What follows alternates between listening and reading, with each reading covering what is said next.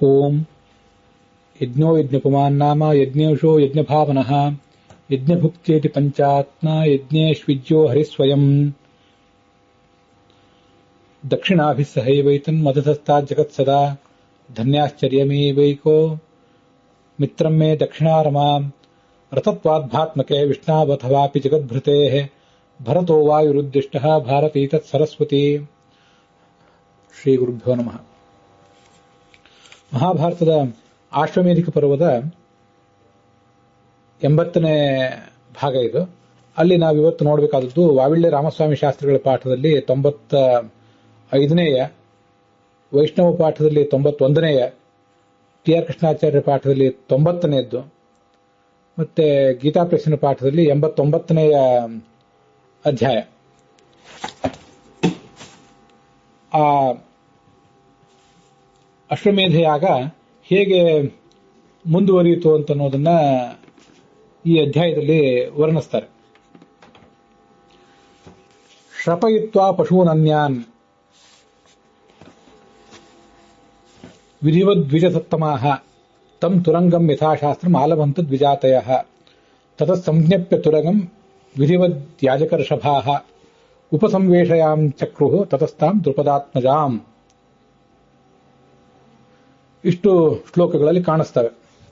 ಉಪಸಂವೇಶಯಾಂಚಕ್ರುಹು ತತಸ್ತಾಂ ದ್ವಿಜಸತ್ತಮಾಹ ಅಂತ ಕೂಡ ಕೆಲವು ಕಡೆ ಪಾಠ ಇದೆ. ಉತ್ತರ ಭಾರತದ ಪಾಠದಲ್ಲಿ ಟಿ ಆರ್ ಕೃಷ್ಣಾಚಾರ್ಯ ಪಾಠದಲ್ಲಿ ಉಪಸಂವೇಶಯಾಂಚಕ್ರುಹು ತತಸ್ತಾಂ ದ್ರುಪದಾತ್ಮಜಾಂ ಅಂತ ಪಾಠ ಇದ್ರೆ, ವಾವಿಳ್ಳೆ ರಾಮಸ್ವಾಮಿ ಶಾಸ್ತ್ರಿಗಳ ಪಾಠದಲ್ಲಿ ಮತ್ತು ವೈಷ್ಣವ ಪಾಠದಲ್ಲಿ ದ್ವಿಜಸತ್ತಮಾಹ ಅಂತ ಹೀಗೆ ಪಾಠ ಕಂಡು ಬರ್ತದೆ. ವಾವಿಳ್ಳೆ ರಾಮಸ್ವಾಮಿ ಶಾಸ್ತ್ರಿಗಳ ಪಾಠದಲ್ಲಿ ದ್ವಿಜಸತ್ತಮಾಹ ಅಂತ ಪಾಠವನ್ನು ಕೊಟ್ಟು ಕೆಳಗೆ ದ್ರುಪದಾತ್ಮಜಾಂ ಅಂತ ಹೀಗೆ ಪಾಠ ಕೊಟ್ಟಿದ್ದಾರೆ. ಆ ದ್ರುಪದಾತ್ಮಜಾಂ ಅನ್ನೋ ಪಾಠ, ಆ ಪಾಠಾಂತರ ಇದ್ರೆ ಅದನ್ನ ಹಾಕಬೇಕಾಗಿತ್ತು. ಮೂಲದಲ್ಲಿ ಹಾಕುವ ಪಾಠ ಯಾವುದೇ ಇರಲಿ, ದ್ವಿಜಸತ್ತಮಾಹ ಅಂತ ಹಾಕಿದ್ರು ಕೂಡ ಪಾಠಾಂತರ ದ್ರುಪದಾತ್ಮಜಾಂ ಅಂತಿದೆ ಅಂತ ಹೇಳಬೇಕಾಗಿತ್ತು. ಅದನ್ನ ಹೇಳಲಿಲ್ಲ. ಹಾಗಾಗಿ ಉಪಸಂವೇಶಯಾಂಚಕ್ರುಹು ತತಸ್ತಾಂ ದ್ರುಪದಾತ್ಮಜಾಂ ಅನ್ನೋ ಪಾಠ ಹೆಚ್ಚು ಯೋಗ್ಯವಾದದ್ದು. ಅದೇ ಶಾಸ್ತ್ರ ಸಮ್ಮತವಾದಂಥ, ವೇದ ಸಮ್ಮತವಾದಂಥ ಪಾಠ. ಅದು ಯಾಕೆ ಅಂತನ್ನೋದನ್ನ ಈಗ ಹೇಳ್ತೇನೆ.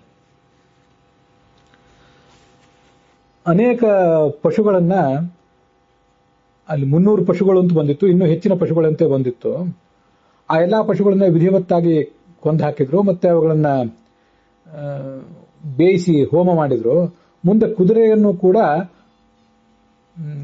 ಕೊಂದರು ಅಂತ ನಾವೇನು ನಮ್ಮ ಭಾಷೆಯಲ್ಲಿ ಹೇಳ್ತೀವಿ, ಅದನ್ನ ಈ ಯಜ್ಞಕ್ಕಾಗಿ ಕೊಲ್ಲುವ ಪ್ರಸಂಗ ಇದ್ದಾಗ ಆಲಭನ ಮತ್ತು ವಿಷಸನ ಮತ್ತು ಸಂಜ್ಞಾಪನ ಎಂಬ ಈ 3 ಶಬ್ದಗಳಿಂದ ವರ್ಣನೆ ಮಾಡ್ತಾರೆ.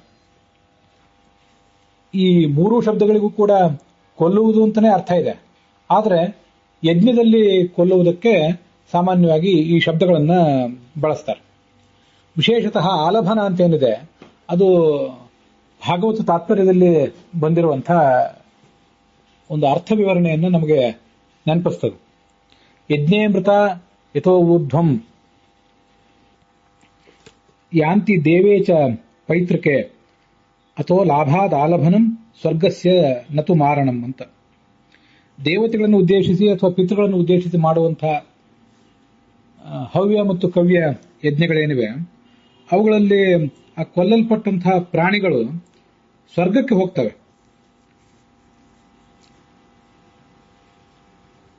ಊರ್ಧ್ವಂ ಗಚ್ಚಂತಿ, ಮೇಲ್ಮುಖವಾಗಿ ಹೋಗ್ತವೆ. ಅತಃ ಲಾಭಾತ್, ಆಲಭನ ಅಂತ ಶಬ್ದ ಇದೆಯಲ್ಲ, ಆಲಭನ ಅಂದ್ರೆ ಅದು ಕೇವಲ ಕೊಲ್ಲುವುದಲ್ಲ, ಅವುಗಳಿಗೆ ಸ್ವರ್ಗದ ಪ್ರಾಪ್ತಿ. ಅದರಿಂದ ಅದನ್ನು ಕೊಲ್ಲುವುದು ಅಂತ ಶಬ್ದ ಪ್ರಯೋಗ ಮಾಡುವುದಿಲ್ಲ, ಅದನ್ನು ಹಿಂಸೆ ಅಂತ ಕೂಡ ಪರಿಗಣನೆ ಮಾಡುವುದಿಲ್ಲ. ಅದು ಈ ಸ್ವರ್ಗದ ಆ ಯಜಮಾನನಿಗೆ, ಪುರೋಹಿತರಿಗೆ ಮತ್ತೆ ಆ ಪಶುವಿಗೂ ಕೂಡ ಸ್ವರ್ಗದ ಪ್ರಾಪ್ತಿಗೆ ಕಾರಣ. ಆದ್ದರಿಂದ ಅದನ್ನ ಆಲಭನ ಅಂತ ಹೇಳ್ತಾರೆ. ಲಾಭ ಅನ್ನೋ ಶಬ್ದಕ್ಕೆ ನಮ್ಗೆ ಅರ್ಥ ಗೊತ್ತಿದೆ, ಪ್ರಾಪ್ತಿ ಅಂತ ಅರ್ಥ. ಆಲಭನ ಅಂದ್ರೆ ಕೂಡ ಸ್ವರ್ಗದ ಪ್ರಾಪ್ತಿ ಅಂತ ಅದರ ಅರ್ಥ. ಇದೆಲ್ಲ ಭಾಗವತ ತಾತ್ಪರ್ಯದ 11ನೇ ಸ್ಕಂದದ 5ನೇ ಅಧ್ಯಾಯದ ಒಂದು ಶ್ಲೋಕ ಇದೆ ಮೂಲ ಭಾಗವತದಲ್ಲೇ, ಲೋಕೆ ವಿವಾಯಾಮಿಷ ಮಧ್ಯ ಸೇವಾ ಅನ್ನುವ 11, 12, 13 ಇತ್ಯಾದಿ ಶ್ಲೋಕಗಳು. ಅವುಗಳ ತಾತ್ಪರ್ಯವನ್ನು ವಿವರಿಸುವಾಗ ಆಚಾರ್ಯರು ಹೇಳಿದಂಥ ಭಿನ್ನ ಭಿನ್ನ ಗ್ರಂಥಗಳು, ಕ್ರಿಯಾಸಾರ, ಕ್ರಿಯಾವಿಧಾನ ಮೊದಲಾದ ಗ್ರಂಥಗಳು, ಅಲ್ಲಿಂದ ಉದ್ಧೃತವಾದ ಶ್ಲೋಕಗಳಿವು. ಆದ್ರಿಂದ ಆಲಭನ ಅಂದ್ರೆ, ವಿಶಾಸನ ಅಂದ್ರೆ, ಹಾಗೆ ಸಂಜ್ಞಾಪನ ಅಂದ್ರೆ ಎಲ್ಲದಕ್ಕೂ ಕೂಡ ಆ ಪಶುಗಳನ್ನ ಯಜ್ಞಕ್ಕಾಗಿ ಸಂಹರಿಸುವುದು ಅಂತಲೇ ಅರ್ಥ. ಆದರೆ ಅದನ್ನು ಅನುವಾದಿಸುವವರು ಕೆಲವರು ಆ ಕುದುರೆಯನ್ನ ಆಲಭನ ಮಾಡಿದರು, ಅರ್ಥಾತ್ ಸಂಹರಿಸಿದರು. ಬಳಿಕ ಅದನ್ನ ವಿಧಿವತ್ತಾಗಿ ಬೇಯಿಸಿದರು ಅಂತ ಹೀಗೆ ಅನುವಾದ ಮಾಡಿದ್ದಾರೆ. ಬೇಯಿಸಿ ಮುಂದೆ ಆ ದ್ರೌಪದಿಯನ್ನ ಅದರ ಬಳಿ ಕೂಡಿಸಿದರು ಅಂತ ಹೀಗೆ ಅರ್ಥ ಮಾಡಿದ್ದಾರೆ. ತತಃ ಸಂಜ್ಞಪ್ಯ ತುರಗಂ, ತುರಗಂ ಸಂಜ್ಞಪ್ಯ, ತುರಗವನ್ನು ಕುದುರೆಯನ್ನು ಬೇಯಿಸಿ ದ್ರೌಪದಿಯನ್ನ ಅದರ ಬಳಿ ಮಲಗಿಸಿದರು ಅಂತ ಹೀಗೆ ಅವರು ಅನುವಾದ ಮಾಡಿದ್ದಾರೆ.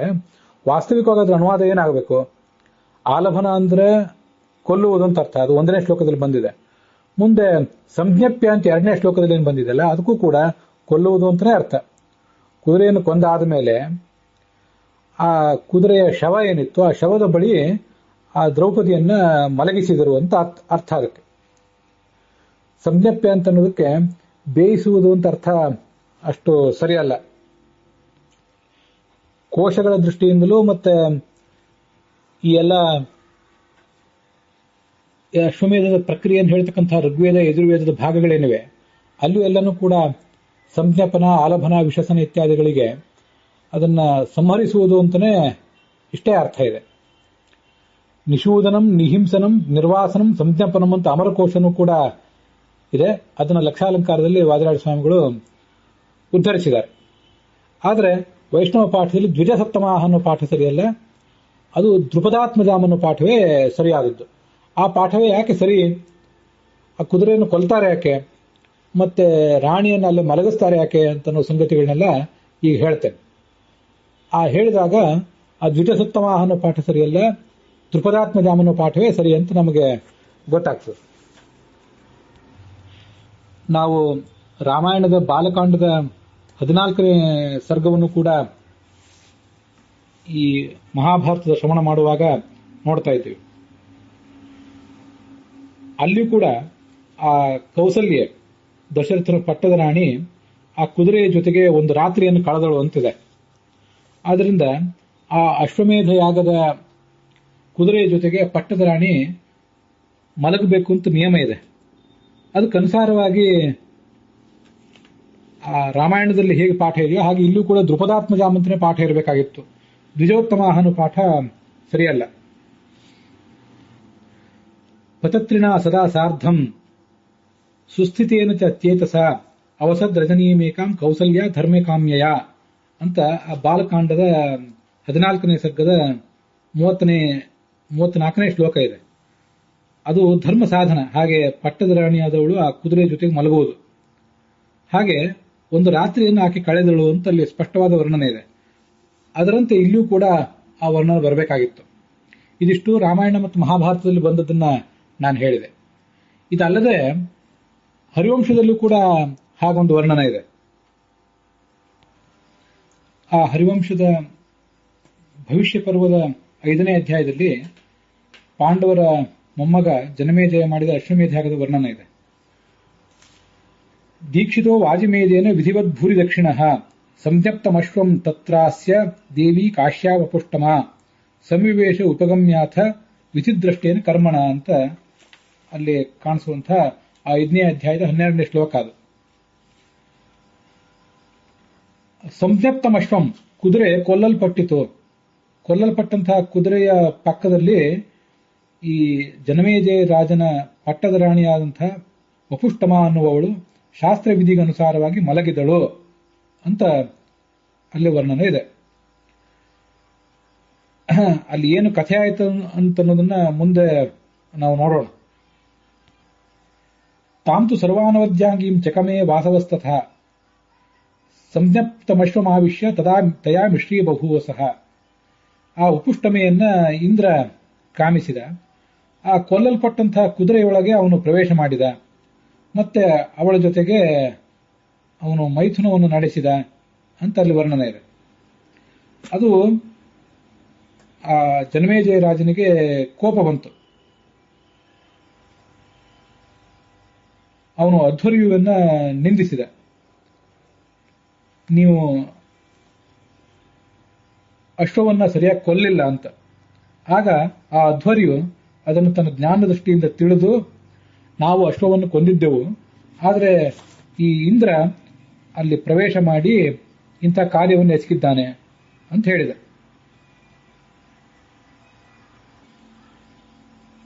ಆ ಪುರೋಹಿತರನ್ನು ಕೂಡ ಗದರಿಸಿದ.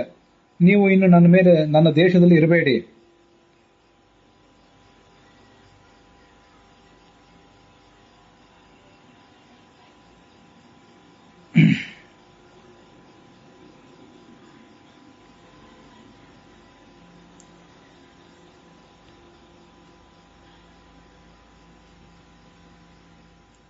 ನಿಮ್ಮ ದೌರ್ಬಲ್ಯದಿಂದ ಇಂಥ ಒಂದು ಘಟನೆ ಜರುಗಿದೆ ಅಂತ ಹೇಳಿದ. ಮತ್ತೆ ಇನ್ನು ಮುಂದೆ ಯಾವ ಕ್ಷತ್ರಿಯರು ಕೂಡ ಈ ದೇವೇಂದ್ರನನ್ನ ಉದ್ದೇಶಿಸಿ ಅಶ್ವಮೇಧ ಯಾಗದಿಂದ ಯಜ್ಞ ಮಾಡುವುದು ಬೇಡ ಅಂತನೂ ಶಾಪ ಕೊಟ್ಟ. ಆ ಬ್ರಾಹ್ಮಣರಿಗೂ ಕೂಡ ಕೋಪ ಬಂತು. ಅವರು ಆ ಯಜ್ಞಶಾಲೆಯನ್ನು, ರಾಜನ ಆ ಪ್ರದೇಶವನ್ನೇ ಬಿಟ್ಟು ಹೊರಟೋಗ್ಬಿಟ್ರು. ಅವನ ರಾಜ್ಯವನ್ನೇ ಬಿಟ್ಟು ಹೊರಟು ಹೋದ್ರು ಅಂತ ಒಂದು ವರ್ಣನೆ ಇದೆ. ರಾಜ ತನ್ನ ಪತ್ನಿಯ ವಪುಷ್ಟಮೆಯ ಮೇಲೆ ಹೀಗೊಂದು ಅತಿಕ್ರಮಣ ಆಗಿದ್ದನ್ನು ನೋಡಿ ಉಳಿದ ರಾಣಿವಾಸದ ಸ್ತ್ರೀಯರಿಗೆ ಹೇಳಿದ, ಇವರೆಲ್ಲರನ್ನೂ ಕೂಡ ಈ ವಪುಷ್ಟಮೆಯನ್ನ ಹೊರ ಹಾಕಿಸಿಬಿಡಿ, ಅವಳಿಗೆ ಬಹಿಷ್ಕಾರ ಹಾಕಿ ಅಂತ ಹೇಳಿದ. ಆಗ ಅಲ್ಲಿ ಗಂಧರ್ವರಾಜ ವಿಶ್ವಾವಸು ಬಂದು ಹೀಗೆ ಹೇಳಿದ, ಇವಳು ಮೂಲತಃ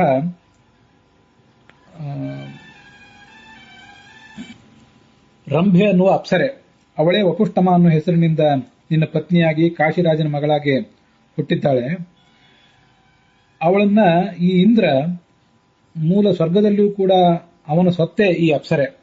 ಅವಳನ್ನ ಅವನು ಇಲ್ಲಿ ಅನುಭವಿಸಿದ್ದಾನೆ.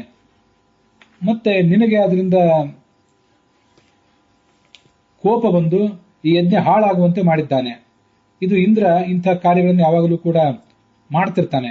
ಯಾರೂ ಕೂಡ ತನ್ನನ್ನು ಮೀರಿಸಿ ಯಜ್ಞಗಳನ್ನು ಮಾಡಬಾರದು ಅಂತ ಅನ್ನೋದು ಅವನ ಉದ್ದೇಶ ಆಗಿರ್ತದೆ. ಮಾಯೈಷ ವಾಸವೇನೇಹ ಪ್ರಯುಕ್ತ ವಿಘ್ನಮಿಚ್ಛತ. ಆ ಇಂದ್ರ ಇಂಥದೊಂದು ಯಜ್ಞಕ್ಕೆ ವಿಘ್ನ ತರಬೇಕು ಅನ್ನೋ ದೃಷ್ಟಿಯಿಂದಲೇ ಈ ತರ ಮಾಡಿದ್ದಾನೆ. ನೀನು ಕುಪಿತನಾಗಿ ಆ ಎಲ್ಲ ಪುರೋಹಿತರನ್ನು ಕೂಡ ಶಪಿಸಿದೆ. ಆದ್ರಿಂದ ನಿನಗೆ ತೊಂದರೆ, ಇಂದ್ರನಿಗೆ ಅದರಿಂದ ಏನೂ ತೊಂದರೆ ಇಲ್ಲ. ನಿನಗೆ, ನಿನ್ನ ರಾಜ್ಯಕ್ಕೆ ಅದರಿಂದ ತೊಂದರೆ ಇದೆ. ಆದ್ರಿಂದ ನಿನ್ನ ಶ್ರೇಯಸ್ಸಿಗಾಗಿ ಹೇಳ್ತಾ ಇದ್ದೀನಿ, ಇಂದ್ರನಲ್ಲಾಗ್ಲಿ, ನಿನ್ನ ಗುರುಗಳಾದ ಪುರೋಹಿತರಲ್ಲಾಗ್ಲಿ, ನಿನ್ನಲ್ಲಾಗ್ಲಿ, ನಿನ್ನ ಪತ್ನಿಯಾದಂತಹ ಉಪುಷ್ಟಮೆಯಲ್ಲಾಗ್ಲಿ ಯಾವುದೇ ದೋಷವನ್ನು ಕಾಣಬೇಡ. ಇವಳ ಯಾವ ದೋಷವೂ ಇಲ್ಲ. ಅವಳನ್ನು ನೀನು ಮತ್ತೆ ನಿನ್ನ ಮನಸ್ಸಿನ ದ್ವಂದ್ವವನ್ನ ಕೈ ಬಿಟ್ಟು ಅವಳನ್ನು ಸ್ವೀಕಾರ ಮಾಡು. ಅಪಾಪಾಹ ತ್ಯಜ್ಯಮಾನವೈ ತ್ಯಜೈರಪಿ ಯೋಷಿತಃ ಅದುಷ್ಟಾಸ್ತು ಸ್ತ್ರೀಯೋ ರಾಜನ್ ದಿವ್ಯಾಸ್ತು ಸವಿಶೇಷತಃ. ಸ್ತ್ರೀಯರಲ್ಲಿ ಯಾವುದೇ ದೋಷ ಇಲ್ಲದೇ ಇದ್ರೂ ಕೂಡ ಅವರನ್ನು ಪರಿತ್ಯಾಗ ಮಾಡಿದರೆ ಅವರೂ ಕೂಡ ತಮ್ಮ ಪತಿಯನ್ನು ಪರಿತ್ಯಾಗ ಮಾಡಿ ಹೋಗುವಂತ ಸಾಧ್ಯತೆ ಇರ್ತದೆ. ಇದು ಸಾಮಾನ್ಯ ಸ್ತ್ರೀಯರಿಗೂ ಹೀಗಾಗೇ ಆಗ್ತದೆ. ಮತ್ತು ವಿಶೇಷತಃ ದೇವಲೋಕದ ಸ್ತ್ರೀಯರು ಹೀಗೆ ಹುಟ್ಟಿದಾಗ ಅವರನ್ನು ಹೀಗೆ ನೀನು ಪರಿತ್ಯಾಗ ಮಾಡಿದರೆ ಅವರು ಕೂಡ ಹಾಗೆ ಅದಕ್ಕೆ ಪ್ರತೀಕಾರ ಮಾಡುವ ಸಾಧ್ಯತೆ ಇರ್ತದೆ. ಗ್ರಾಹ್ಯಾಹ ಲಾಲಯಿತವ್ಯಾಶ್ಚ ಪೂಜ್ಯಾಶ್ಚ ಸತತಂ ಬುಧೈಃ ಶೀಲವತ್ಯಃ ನಮಸ್ಕಾರ್ಯಾಹ ಪೂಜ್ಯಾಹ ಶ್ರೇಯಃ ಇವ ಸ್ತ್ರೀಯಃ. ಲಕ್ಷ್ಮೀದೇವಿಯನ್ನು ಹೇಗೋ ಹಾಗೆ ಎಲ್ಲ ಸ್ತ್ರೀಯರನ್ನು ಗೌರವಿಸಬೇಕು. ಶೀಲವತಿಯರಾದ ಸ್ತ್ರೀಯರನ್ನ, ಅವರಲ್ಲಿ ಆಕಸ್ಮಿಕವಾಗಿ ಅವರ ತಪ್ಪಿಲ್ಲದೆ ಏನಾದರೂ ಅತಿಕ್ರಮ ನಡೆದಿದ್ರೆ ಅದನ್ನು ಅವರಲ್ಲಿ ಪರಿಗಣಿಸದೆ ಅವರನ್ನು ಗೌರವಿಸಬೇಕು ಅಂತ ವಿಶ್ವಾವಸು ಗಂಧರ್ವ ಆ ಜನಮೇಜಯ ರಾಜನಿಗೆ ಹೇಳಿದ ಅಂತ ಬಂದಿದೆ. ಅಲ್ಲೆಲ್ಲ ಆ ಕೊಲ್ಲಲ್ಪಟ್ಟಂತಹ ಅಶ್ವ, ಸಂಜ್ಞಪ್ತ ಅಂದ್ರೆ ಕೊಲ್ಲಲ್ಪಟ್ಟಂತಹ ಕುದುರೆ ಅಂತ ಅರ್ಥ, ಬೇಯಿಸಲ್ಪಟ್ಟಂತಹ ಕುದುರೆ ಅಂತ ಅರ್ಥ ಅಲ್ಲ. ಆ ಕುದುರೆಯನ್ನು ಕೊಂದು ಅದರ ಮಾಂಸವನ್ನೆಲ್ಲ ಪಾತ್ರೆಯಲ್ಲಿ ಹಾಕಿ ಅಗ್ನಿಯಲ್ಲಿ ಬೇಯಿಸಿದ್ದಾಗಿದ್ರೆ ಅಂಥ ಕುದುರೆಯ ಜೊತೆಗೆ, ಆ ಮಾಂಸದ ಜೊತೆಗೆ ರಾಣಿ ಕೌಸಲ್ಯ ಆಗಲಿ, ವಪುಷ್ಟಮೆ ಆಗಲಿ, ದ್ರೌಪದಿ ಆಗಲಿ ಮಲಗುವುದು ಸಾಧ್ಯ ಇಲ್ಲ. ಬೆಂದು ಮಾಂಸದ ಮುದ್ದೆ ಆಗಿರುವಂತಹ ಕುದುರೆಯಲ್ಲಿ ಈ ಇಂದ್ರ ಪ್ರವೇಶ ಮಾಡಿ ಆ ವಪುಷ್ಟಮೆಯನ್ನ ಕೂಡುವುದು ಕೂಡ ಸಾಧ್ಯ ಇಲ್ಲ. ಆದ್ರಿಂದ ಇಲ್ಲಿ ಸಂಜ್ಞಪ್ತವಾದ, ಸಂಜ್ಞಪ್ಯ ಅಂತೇನು ಶ್ಲೋಕ ಇದೆ, ಸಂಜ್ಞಪ್ಯ ಅಂದ್ರೆ ಕೊಂದು ಅಂತ ಅರ್ಥ. ಕೊಂದು ಆ ಕುದುರೆಯನ್ನ ಅವರು ಅಲ್ಲಿ ಮಲಗಿಸಿದರು. ಕುದುರೆಯನ್ನು ಮಲಗಿಸಿದ್ದಾದ್ಮೇಲೆ ಅದರ ಪಕ್ಕದಲ್ಲಿ ಆ ದ್ರುಪದಾತ್ಮಜಾಂ ದ್ರೌಪದಿಯನ್ನು ಕೂಡ ಮಲಗಿಸಿದರು ಅಂತಾನೆ ಅದರ ಅರ್ಥ. ಸಂವೇಶಯಾಮ ಸಂಮಿತ್ಯುಪಸರ್ಗಪೂರ್ವಕ ವಿಷಧಾತು ಇದೆಯಲ್ಲ, ಅದಕ್ಕೆ ಮಲಗುವುದು ಅಂತ ಅರ್ಥ. ಅದಲ್ಲದೆ ಗಂಡು ಹೆಣ್ಣು ಕೂಡುವುದು ಅಂತನೂ ಅರ್ಥ ಇದೆ. ಇದು ಬೇರೆ ಎಲ್ಲಾ ಸಂದರ್ಭದಲ್ಲಿ ಮಲಗುವುದು, ಕೂಡುವುದು, ಯಾರೋ ಇಬ್ರು ಮಲಗುವುದು ಬೇರೆ ವಿಷಯ ಬೇರೆ, ಗಂಡು ಹೆಣ್ಣುಗಳ ಕೂಡುವಿಕೆ ಅದೊಂದು ವಿಷಯ ಬೇರೆ. ಆದರೆ ಈ ಸಂದರ್ಭದಲ್ಲಿ ರಾಣಿಯಾದವಳು ಆ ಕುದುರೆಯ ಜೊತೆಗೆ ಉಪಸಂವೇಶ ಮಾಡ್ತಾಳೆ ಅಂತಂದ್ರೆ ಆ ಕುದುರೆಯ ಜೊತೆಗೆ ಮಲಗುತ್ತಾಳೆ, ಮತ್ತದೊಂದು ಆ ಮಿಥುನ ಕ್ರಿಯೆಯ ಸಂಕೇತವೂ ಕೂಡ. ವಾಸ್ತವಿಕವಾಗಿ ಮೈಥುನ ಕ್ರಿಯೆಯನ್ನು ಅಲ್ಲಿ ನಡೆಯೋದು ಅಷ್ಟು ಸ್ಪಷ್ಟ ಇಲ್ಲ ಶಾಸ್ತ್ರಗಳಲ್ಲಿ, ಆದರೂ ಅದೊಂದು ಸಂಕೇತ ಆಗಿದೆ, ಅದಕ್ಕಾಗಿ ಅವಳು ಅಲ್ಲಿ ಮಲಗುತ್ತಾಳೆ ಅಂತ ಅದರ ತಾತ್ಪರ್ಯ ಆಗ್ತದೆ. ಆದ್ರಿಂದ ರಾಮಾಯಣದ ಹರಿವಂಶದ ಪಾಠಗಳನ್ನು ಯಾವುದನ್ನು ಕೂಡ ಸರಿಯಾಗಿ ಗಮನಿಸದೆ ಇಲ್ಲಿ ಆ ದ್ರುಪದಾತ್ಮಜಾಮ್ ಅನ್ನೋದ್ರ ಬದಲು ದ್ವಿಜ ಸಪ್ತಮಾಹ ಅಂತ ಪಾಠ ಇರುವುದು ಯಾವ ರೀತಿಯಿಂದಲೂ ಸಮರ್ಥನೀಯ ಅಲ್ಲ. ಮತ್ತೆ ಸಂಜ್ಞಪ್ಯ ಅನ್ನೋದಕ್ಕೆ ಕುದುರೆಯನ್ನು ಯಥಾವತ್ತಾಗಿ ಬೇಯಿಸಿ ಅಂತ ಅನುವಾದ ಮಾಡಿರುವುದು ಕೂಡ ಸರಿಯಲ್ಲ. ಕೇವಲ ಅದನ್ನು ಕೊಂದರು, ಅದರ ಶವ ಏನಿತ್ತು ಆ ಶವದ ಪಕ್ಕದಲ್ಲಿ ದ್ರೌಪದಿಯನ್ನು ಮಲಗಿಸಿದರು, ಕೂಡಿಸಿದರು ಅಂತ ಕೆಲವರು ಅನುವಾದ ಮಾಡಿದ್ದಾರೆ, ಅದೂ ಸರಿಯಲ್ಲ. ಮಲಗಿಸಿದರು ಅಂತ ಅದರ ಅರ್ಥ ಆಗ್ತದೆ. ಈ ಅಶ್ವಮೇಧ ಯಾಗದ ಕುರಿತಾಗಿ ಹಿರಿಯ ವಿದ್ವಾಂಸರು ಮತ್ತೆ ನಮಗೆ ದೊಡ್ಡಪ್ಪನೂ ಆಗಬೇಕಾದಂತಹ ಪ್ರೊಫೆಸರ್ ಕೆ.ಟಿ. ಪಾಂಡುರಂಗಿ ಅವರು ಸಂಸ್ಕೃತ ಕವಿ ಕಾವ್ಯ ದರ್ಶನ ಅನ್ನೋ ಒಂದು ಪುಸ್ತಕದಲ್ಲಿ ಅಶ್ವಮೇಧ ಯಾಗದ ಕುರಿತಾಗಿ ಒಂದಷ್ಟು ಲೇಖನಗಳನ್ನ ಬರೆದಿದ್ದಾರೆ. ಒಂದು 10-20 ಪುಟಗಳ ಲೇಖನ. ಆ ಲೇಖನದಲ್ಲಿರುವಂತಹ ಕೆಲವು ಅಂಶಗಳನ್ನು ಇಲ್ಲಿ ತಗೊಳ್ತೇನೆ. ಮತ್ತೆ ಆ ಲೇಖನದಲ್ಲಿ ಬಂದಂತಹ ಕೆಲವು ಅಂಶಗಳನ್ನು ನಾನು ಒಪ್ಪೋದಿಲ್ಲ. ಅದಕ್ಕೆ ಯಾಕೆ ಅದನ್ನು ಒಪ್ಪುವುದಿಲ್ಲ, ಅಲ್ಲಿ ಬಂದಿರುವಂತಹ ಸಮಸ್ಯೆಗಳೇನು ಆ ಲೇಖನದಲ್ಲಿರುವುದು ಅನ್ನೋದೆಲ್ಲವನ್ನು ಕೂಡ ಈ ಮುಂದಿನ ಭಾಗದಲ್ಲಿ ವಿವರಿಸ್ತೇನೆ. ಅಶ್ವಮೇಧ ಯಾಗ ಅಂತನ್ನೋದು ಒಬ್ಬ ರಾಜ ತನ್ನ ಸಾರ್ವಭೌಮತ್ವವನ್ನು ಪ್ರತಿಷ್ಠಾಪಿಸಲಿಕ್ಕೆ ಮಾಡುವಂತಹ ಯಾಗ ಅನ್ನುವುದು ನಮಗೆ ಗೊತ್ತಿದೆ. ಅದರಲ್ಲಿ ಆ ಪಟ್ಟದ ರಾಣಿ ಅಶ್ವಮೇಧ ಯಾಗದ ಕುದುರೆಯ ಜೊತೆಗೆ ಮೈಥುನವನ್ನು ನಡೆಸ್ತಾಳೆ. ಅದು ಆ ಬಹಿರಂಗವಾಗಿ ನಡೀತದೆ. ಇದೊಂದು ಅಸಮರ್ಥನೀಯ ಅಂತ ಅನೇಕ ಜನ ವಿಚಾರವಾದಿಗಳು ಇತ್ಯಾದಿಗಳು ಹೇಳೋದಿದೆ. ಇದಕ್ಕೆ ಸಂಬಂಧಪಟ್ಟಂತೆ ವೇದ ಭಾಗಗಳು ಅನೇಕ ಏನೇನು ಉಪಲಬ್ಧ ಇವೆ, ಅಲ್ಲೆಲ್ಲ ಇದನ್ನು ಗಮನಿಸಬೇಕು. ಸೂರ್ಯನನ್ನ ಒಂದು ಕುದುರೆ ಅಂತ ರೂಪಕ ಮಾಡಿದ್ದಾರೆ. ಇದೊಂದು ಮೆಟಾಫರ್. ಇದು ಅಲ್ಲಿ ಬಂದಿರುವಂಥದ್ದೆಲ್ಲವೂ ಕೂಡ ನಿಜಾರ್ಥದಲ್ಲೇ ಗ್ರಾಹ್ಯ ಅಲ್ಲ. ಕ್ಷತ್ರಿಯರು, ಸಾಹಸ ಪ್ರಿಯರು ಮನಸೋ ಇಚ್ಛೆ ಬೇಟೆ ಆಡಿ ಪ್ರಾಣಿಗಳ ಮಾಂಸವನ್ನು ತಂದಿರ್ತಿದ್ರು. ಅದನ್ನ ರಕ್ತ ಮಾಂಸವನ್ನೆಲ್ಲ ಕುದಿಸಿ ತಿನ್ನುವಂಥ ಒಂದು ಪ್ರಸಂಗ ಅದು. ಅಂತ ಒಂದು ಭೋಜನ ಕೂಟ. ಅಲ್ಲೇ ಕೆಲವು ಅಶ್ಲೀಲವಾದಂತಹ ಸಂಭಾಷಣೆಗಳು ಕೂಡ ಇವೆ. ಅದಕ್ಕೊಂದು ಯಾಜ್ಞಿಕ ರೂಪವನ್ನು ಕೂಡ ಕೊಟ್ಟಿದ್ದಾರೆ. ಮೂಲತಃ ಮನುಷ್ಯ ಸಾಹಸ ಪ್ರಿಯ, ಅದರಲ್ಲೂ ಕ್ಷತ್ರಿಯರು, ಮಾಂಸ ಭೋಜನ ಮಾಡುವವರು, ಮತ್ತೆ ಮನುಷ್ಯನಲ್ಲಿ ಲೈಂಗಿಕತೆ ಅನ್ನೋದು ಕೂಡ ಸುಪ್ತವಾಗಿದ್ದೇ ಇರ್ತದೆ. ಇದನ್ನೆಲ್ಲವನ್ನೂ ಅವನು ಯಾರು ಬೇಡ ಅಂದ್ರೂ ಮಾಡಿಯೇ ಮಾಡ್ತಾನೆ. ಅದೆಲ್ಲದಕ್ಕೂ ಕೂಡ ಒಂದು ಧಾರ್ಮಿಕ ರೂಪವನ್ನ, ಯಜ್ಞದ ರೂಪವನ್ನು ಕೊಟ್ಟಿದ್ದಾರೆ ಅಂತ ಹೀಗೆಲ್ಲ ಕೆ.ಟಿ. ಪಾಂಡುರಂಗಿ ಅವರು ಅಭಿಪ್ರಾಯ ಪಡ್ತಾರೆ. ಐತರೇಯ ಬ್ರಾಹ್ಮಣದ 34ನೇ ಒಂದು ಅಧ್ಯಾಯದಲ್ಲಿ ಹೀಗೊಂದು ವರ್ಣನ ಕೇಳಿ ಬರ್ತದೆ. ಪ್ರಜಾಪತಿ ಒಂದು ಯಜ್ಞವನ್ನು ಮಾಡಿದ. ಆ ಯಜ್ಞವನ್ನ ಪಡ್ಕೊಳ್ಬೇಕು ಅಂತ ಬ್ರಾಹ್ಮಣರು ಕ್ಷತ್ರಿಯರೆಲ್ಲ ಅವನ ಬಳಿಗೆ ಹೋದ್ರು. ಬ್ರಾಹ್ಮಣರು ಯಜ್ಞಕ್ಕೆ ಬೇಕಾದ ಉಪಕರಣಗಳನ್ನ ಪಡ್ಕೊಂಡು ಹೋದ್ರು ಆ ಪ್ರಜಾಪತಿಯಿಂದ. ಕ್ಷತ್ರಿಯರು ಯುದ್ಧಕ್ಕೆ ಬೇಕಾದಂತಹ ಶಸ್ತ್ರಾಸ್ತ್ರಗಳನ್ನ ತಗೊಂಡು ಹೋದ್ರು. ಆದರೆ ಕ್ಷತ್ರಿಯರಿಗೆ ಯಜ್ಞ ಮಾಡುವಂತಹ ಹಕ್ಕು ದೊರೆಯಲಿಲ್ಲ. ಅವರು ತಮಗೂ ಯಜ್ಞ ಬೇಕು ಅಂತ ಹಠ ಮಾಡಿದ್ರು. ಇಷ್ಟಾಪೂರ್ತಗಳನ್ನು ಮಾಡಿರಿ, ಅಂದ್ರೆ ಸಮಾಜಕ್ಕೆ ಬೇಕಾದಂತಹ ಕೆರೆ ಕಟ್ಟೆಗಳನ್ನು ಕಟ್ಟಿಸಿಕೊಡುವುದು, ಛತ್ರಗಳನ್ನು ಕಟ್ಟಿಸಿಕೊಡುವುದು, ಇದನ್ನೆಲ್ಲ ಮಾಡಿ ನಿಮ್ಗೆ ನಾವು ಹೋಮವನ್ನು ಮಾಡಿಸ್ತೀವಿ ಅಂತ ಬ್ರಾಹ್ಮಣರು ಹೇಳಿದ್ರು. ಇದರಿಂದ ಧರ್ಮದ ರಕ್ಷಣೆ ಆಗ್ತದೆ ಅಂತ ಹೇಳಿದ್ರು. ಹೀಗೆ ಕ್ಷತ್ರಿಯರಿಗೆ ಬೇಕಾದಂತಹ ಆ ಯಜ್ಞ ಮಾಡುವ ಒಂದು ಅವಕಾಶವನ್ನ ಅಲ್ಲಿ ನಾವು ಆರಂಭದಲ್ಲಿ ಕಾಣುತ್ತೇವೆ ಅಂತೆಲ್ಲ ಕೆ.ಟಿ. ಪಾಂಡುರಂಗಿಯವರು ಆ ಲೇಖನದಲ್ಲಿ ವರ್ಣಿಸ್ತಾರೆ. ವಾಜಪೇಯ, ರಾಜಸೂಯ, ಸೌತ್ರಾಮಣಿ ಮತ್ತು ಅಶ್ವಮೇಧ ಅನ್ನುವಂಥ 4 ಯಾಗಗಳನ್ನ ಆ ಕ್ಷತ್ರಿಯರಿಗಾಗಿ ಹೇಳ್ತಾರೆ. ಇವೆಲ್ಲ ಆ ಕ್ಷತ್ರಿಯರಿಗಾಗಿ ಮೀಸಲಾಗಿರುವಂತಹ ಯಾಗಗಳು.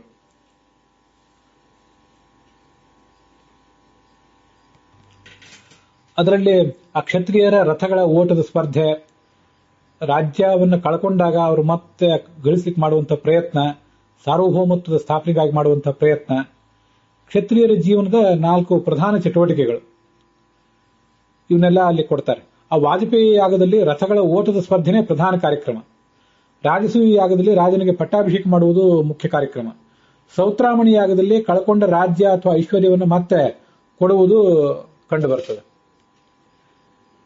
ಈ ಎಲ್ಲ ಕ್ರಿಯೆಗಳನ್ನು ತಮ್ಮ ಜೀವಮಾನದಲ್ಲಿ ಸಹಜವಾಗಿ ನಡೀತಾ ಇರುವಂತಹ ಕ್ರಿಯೆಗಳನ್ನೆಲ್ಲ ಕ್ಷತ್ರಿಯರು ಆಚರಿಸ್ತಾ ಇದ್ರು. ಅದಕ್ಕೊಂದು ಯಾಜ್ಞಿಕ ಪ್ರಕ್ರಿಯೆಯನ್ನು ಕೊಟ್ಟರು ಅಂತ ಹೀಗೆ ಅದರ ವರ್ಣನ ಕೆ.ಟಿ. ಪಾಂಡುರಂಗಿಯವರು ಮಾಡ್ತಾರೆ. ಬೇರೆ ಬೇರೆ ವೇದಗಳಿಂದ ಅದರ ಬೇಕಾದಂತಹ ಹಿನ್ನೆಲೆಗಳನ್ನು, ವಿಷಯಗಳನ್ನು ಕೂಡ ಅವರು ತಗೊಂಡಿದ್ದಾರೆ. ಆ ಸಾರ್ವಭೌಮತ್ವವನ್ನು ಸ್ಥಾಪನೆ ಮಾಡಲಿಕ್ಕಾಗಿ ಅವರು ದಂಡಯಾತ್ರೆಯನ್ನು ಮಾಡ್ತಾರೆ. ಅಲ್ಲಿ ಅನೇಕ ಪ್ರಾಣಿಗಳ ರಕ್ತ ಮಾಂಸದ ಭೋಜನ, ಲೈಂಗಿಕ ಕ್ರಿಯೆಯ ಒಂದು ಪ್ರದರ್ಶನ, ಅಶ್ಲೀಲ ಸಂಭಾಷಣೆ ಇದೆಲ್ಲ ಒಳಗೊಂಡಿದೆ. ಅಲ್ಲಿ ರಾಜ, ರಾಣಿಯರು, ಗಾಯಕರು, ವಾದಕರು ಹೀಗೆ ಅನೇಕ ಜನ ಪಾಲ್ಗೊಳ್ಳುತ್ತಾರೆ. ಮತ್ತೆ ಬ್ರಾಹ್ಮಣರಿಗೆ ವಿಪುಲವಾದಂತಹ ದಕ್ಷಿಣೆ ಇತ್ಯಾದಿಗಳು ದೊರೆಯುತ್ತದೆ. ಋಗ್ವೇದದ 2 ಸೂಕ್ತಗಳಲ್ಲಿ 1ನೇ ಮಂಡಲದ 162, 163ನೇ ಸೂಕ್ತಗಳಲ್ಲಿ ಇದು ಕಂಡು ಬರ್ತದೆ. ಕೃಷ್ಣ ಯಜುರ್ವೇದದ ತೈತ್ರಿಯ ಸಂಹಿತ, ತೈತ್ರಿಯ ಬ್ರಾಹ್ಮಣ, ಶುಕ್ಲ ಯಜುರ್ವೇದದ ವಾಜಸನೀಯ ಸಂಹಿತ, ಶತಪಥ ಬ್ರಾಹ್ಮಣ ಇತ್ಯಾದಿ ಕಡೆಗಳಲ್ಲೂ ಕೂಡ ಅದರ ವರ್ಣನ ಬರ್ತದೆ. ಮತ್ತೆ ಆ ಎಲ್ಲ ಯಾಜ್ಞಿಕ ಪ್ರಕ್ರಿಯೆಗಳನ್ನು ವಿವರಿಸುವಂತಹ ಶ್ರೌತ ಸೂತ್ರಗಳೇನಿದೆ ಅದರಲ್ಲೂ ಕೂಡ ಅದರ ಪ್ರಯೋಗ ಇದೆ. ಎಲ್ಲಾ ಸೂತ್ರಗಳಲ್ಲೂ ಹೆಚ್ಚಾಗಿ ಕಾತೇಯ ಸೂತ್ರ ಅನ್ನೋದು ಅಶ್ವಮೇಧಕ್ಕೆ ಸಂಬಂಧಪಟ್ಟಂತೆ ಹೆಚ್ಚು ವಿವರಗಳನ್ನು ಕೊಡ್ತದೆ. ಮಹಾಭಾರತ, ರಾಮಾಯಣ, ಹರಿವಂಶ ಇತ್ಯಾದಿ ಪುರಾಣಗಳಲ್ಲೂ ಕೂಡ ಆಯಾ ರಾಜರು ಅಶ್ವಮೇಧಯಾಗ ಮಾಡಿದ್ದರ ವರ್ಣನೆ ಇದೆ. ಅದನ್ನ ಕೆ.ಟಿ. ಪಾಂಡುರಂಗಿಯವರಲ್ಲಿ ನಮೂದಿಸ್ತಾರೆ. ಋಗ್ವೇದದಿಂದ ಪ್ರಾರಂಭ ಕಂಡಿತ್ತು. ಮುಂದೆ ಶ್ರೌತ ಸೂತ್ರಗಳ ಕಾಲಕ್ಕೆ ಆ ಅಶ್ವಮೇಧಯಾಗ ಅನ್ನೋದೊಂದು ಪೂರ್ಣವಾದಂತಹ ರೂಪವನ್ನ ತಳೆಯಿತು. ಆದರೆ ರಾಮಾಯಣ, ಮಹಾಭಾರತ, ಭಾಗವತ ಮತ್ತೆ ಹರಿವಂಶ ಇತ್ಯಾದಿ ಕಡೆಗಳಲ್ಲಿ ಎಲ್ಲಾ ಕಡೆ ಇದರ ಕುರಿತಾದಂತಹ ಏಕರೂಪವಾದ ವರ್ಣನೆ ಏನೂ ಇಲ್ಲ. ಎಲ್ಲಾ ಕಡೆನೂ ಒಂದೇ ರೀತಿಯಾದ ವರ್ಣನವೂ ಕೇಳಿ ಬರೋದಿಲ್ಲ. ಮುಂದೆ ಅದನ್ನ ಕಲಿಯುಗದಲ್ಲಿ ವರ್ಜನ ಮಾಡಬೇಕು ಈ ಯಜ್ಞವನ್ನ ಅಂತ ಧರ್ಮಶಾಸ್ತ್ರಕಾರರು ಹೇಳ್ತಾರೆ. ನಾವು ಈಗಾಗಲೇ ಹರಿವಂಶದ ಆ ಭವಿಷ್ಯ ಪರ್ವದ 5ನೇ ಅಧ್ಯಾಯದಲ್ಲಿ ನೋಡಿದ್ವಿ. ಇನ್ಯಾರೂ ಇದನ್ನ ಅಶ್ವಮೇಧ ಯಾಗವನ್ನು ಮಾಡಬಾರದು ಅಂತ ಒಂದು ಶಾಪ ಕೊಟ್ಟ ಅಂತ. ಪಾಂಡವರು ಬದುಕಿದ್ದಾಗಲೇ ಕಲಿಯುಗ ಪ್ರಾರಂಭ ಕಂಡಿತ್ತು. ಯದಾ ದುರ್ಯೋಧನ ಅಪತತೋ ತದಾ ಸಮಾರಬ್ಧಂ ಕಲಿಯುಗಂ ಅಂತ ಶಾಸ್ತ್ರ ಇದೆ. ದುರ್ಯೋಧನ ಬಿದ್ದಾಗಲೇ ಕಲಿಯುಗ ಪ್ರಾರಂಭ ಕಂಡಿತ್ತು, ತೊಡೆ ಮುರಿದು ಬಿದ್ದಾಗಲೇ. ಪಾಂಡವರೇ ಕಲಿಯುಗದಲ್ಲಿ ಸುಮಾರು 36 ವರ್ಷ ಬದುಕಿದ್ರು. ಅವರ ನಂತರ ಪರೀಕ್ಷಿತ, ಅವರ ನಂತರ ಜನಮೇಜಯ. ಆ ಜನಮೇಜಯ ಆ ಅಶ್ವಮೇಧ ಯಾಗವನ್ನು ಮಾಡಿದವರಲ್ಲಿ ಕೊನೆಯವನು ಅಂತ ಕಾಣುತ್ತಾನೆ. ಅವನ ನಂತರ ಯಾರು ಮಾಡಿದವರಂತೆ ಕಾಣಿಸೋದಿಲ್ಲ. ಆದರೆ ಇತಿಹಾಸವನ್ನು ನಾನು ಓದಿದಾಗ ಗುಪ್ತ ವಂಶದ ಕೆಲವು ರಾಜರು ಅಶ್ವಮೇಧ ಯಾಗ ಮಾಡಿದ್ರು, ಸಮುದ್ರಗುಪ್ತನೋ ಮೊದಲಾದವರು ಯಾರೋ ಒಬ್ರು ಅಂತ ಕೇಳಿ ಬರ್ತದೆ. ಈಗಿನ ಕಾಲದಲ್ಲೂ ಅಂತೂ ಆ ಅಶ್ವಮೇಧ ಯಾಗವನ್ನು ಮಾಡುವುದಕ್ಕೆ ಯಾವುದೇ ರೀತಿಯಾದ ಅನುಕೂಲಗಳು ಇಲ್ಲ, ಮಾಡುವುದಕ್ಕೆ ಯಾವ ಅರ್ಥವೂ ಕೂಡ ಇಲ್ಲ. ಇದರಲ್ಲಿ ಆ ಸಭ್ಯತೆಯ ಒಂದು ಬೌಂಡ್ರಿಯನ್ನು ದಾಟುವಂತಹ ಅಶ್ಲೀಲ ಮಾತುಗಳು ಇತ್ಯಾದಿಗಳೇನಿವೆ ಅವನ್ನೆಲ್ಲ ಬಿಟ್ಟು ಸಾರ್ವಭೌಮತ್ವದ ಸ್ಥಾಪನೆಗಾಗಿ ಮಾತ್ರ ಈ ಅಶ್ವಮೇಧ ಯಾಗವನ್ನ ಅವರು ಉಪಯೋಗ ಮಾಡಿಕೊಂಡಂತೆ ಕಾಣಿಸ್ತದೆ. ಯಾಗದ ಸಮಗ್ರ ಪ್ರಯೋಗವನ್ನು ನಾವು ತಿಳ್ಕೊಂಡ್ರೆ ಅದರಲ್ಲಿರುವಂತಹ ಕೆಲವು ತಪ್ಪು ತಿಳುವಳಿಕೆಗಳು ಕೂಡ ಪರಿಹಾರ ಕಾಣಲಿಕ್ಕೆ ಸಾಧ್ಯ ಅಂತ ಅಭಿಪ್ರಾಯ ಪಡ್ತಾರೆ ಕೆ ಟಿ ಪಾಂಡುರಂಗಿಯವರು. ಋಗ್ವೇದದಲ್ಲಿ ಬಂದಂತಹ ವಿವರಣೆ ನೋಡೋಣ. ಅಲ್ಲಿ ಮೊದಲನೇ ಮಂಡಲದ 163ನೇ ಸೂಕ್ತದಲ್ಲಿ ಸೂರ್ಯನನ್ನೇ ಕುದುರೆ ಅಂತ ವರ್ಣನೆ ಮಾಡ್ತಾರೆ. ಇನ್ನು ಕೆಲವು ಕಡೆ ಸೂರ್ಯನ ಕಿರಣಗಳನ್ನೇ ಕುದುರೆಗಳು ಅಂತ ವರ್ಣನೆ ಮಾಡ್ತಾರೆ. ಇದು ವೇದದಲ್ಲೂ ಬೇರೆ ಬೇರೆ ಕಡೆನೂ ಇದೆ. ಗ್ರೀಕ್, ರೋಮನ್ ಇತ್ಯಾದಿ ಬೇರೆ ಬೇರೆ ಕೆಲವು ಸಂಸ್ಕೃತಿಗಳ ಇತಿಹಾಸ ಗ್ರಂಥಗಳಲ್ಲೂ ಕೂಡ ಕಂಡು ಬರ್ತದೆ. ಸಮುದ್ರದ ತೆರೆಗಳನ್ನು ಕೂಡ ಕುದುರೆಗಳು ಅಂತಲೂ ಹೇಳೋದಿದೆ. ಕುದುರೆಗಳು ಓಟಕ್ಕೆ ಹೆಸರುವಾಸಿ. ಹಾಗೆ ಸೂರ್ಯನ ಕಿರಣಗಳು, ಸಮುದ್ರದ ತೆರೆಗಳು ಕೂಡ ಯಾವತ್ತು ಧಾವಂತದಲ್ಲಿ ಇರುವುದರಿಂದ ಅವುಗಳಿಗೆ ಆ ಥರ ವರ್ಣನ ಕೇಳಿ ಬರ್ತದೆ. ಆ ಋಗ್ವೇದದ ಮೊದಲನೇ ಮಂಡಲದ 162ನೇ ಸೂಕ್ತದಲ್ಲಿ ಅಶ್ವಮೇಧದ ಯಜ್ಞವನ್ನ ಯಜ್ಞ ಪಶು ಅಂತ ವರ್ಣನೆ ಮಾಡ್ತಾರೆ.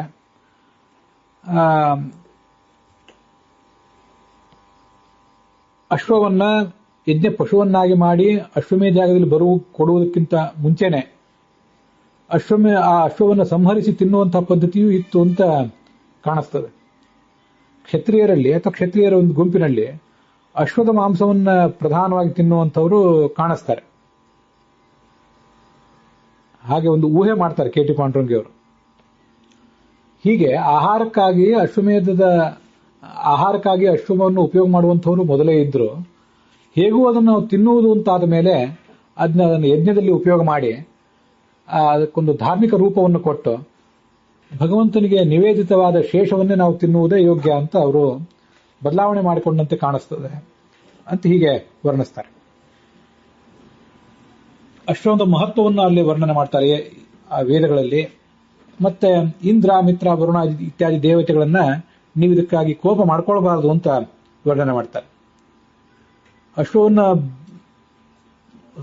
ಆಲಂಬನ ಮಾಡಿ ದೇವತೆಗಳಿಗೆ ಅರ್ಪಣೆ ಮಾಡ್ಲಿಕ್ಕೆ ಹೋದಾಗ ಅಲ್ಲೊಂದು ಆಡನ್ನು ಕೂಡ ಇಡ್ತಾರೆ.